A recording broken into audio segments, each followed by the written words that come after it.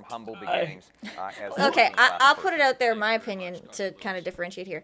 Nelson Mandela. I he have no opinion on the actual existed at voting a system, like time first past the when his post country was versus whatever, divided, because I don't have torn enough apart understanding by of those racial topics to hatred, really have an and yet opinion. he fought against Okay, it. that's what he means, but was I'm going to put able my to opinion out there anyway. overcome and bring people Go together. for it. Because my main gripe with Canada's elections is the he parliamentary opposed one of the greatest system of evils voting for of the two people 20th at once, century, where your opposed vote for your radical, MP the dictates your radical vote for left prime and minister. communism, and did I it with absolutely grace and hate with that courage. And we need because to be resolute it's, in the in face my of all opinion, those that would seek it is to a erode our form democracy. of I admire him very disenfranchisement much.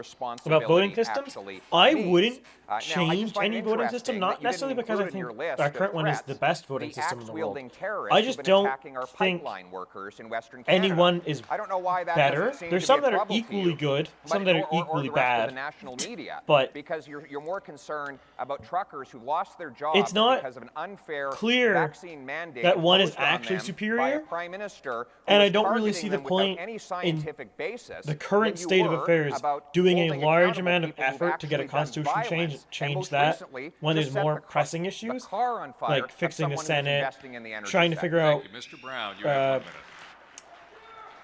Letting me vote Tom, I for the don't prime support minister. yes, blockades, separating the whether it's at executive and the legislative Ambassador Bridge, elections, stuff like whether that. it's against a pipeline. I don't know if I think explained my conservatives need to point stand for law and adequately. order, Basically, full stop.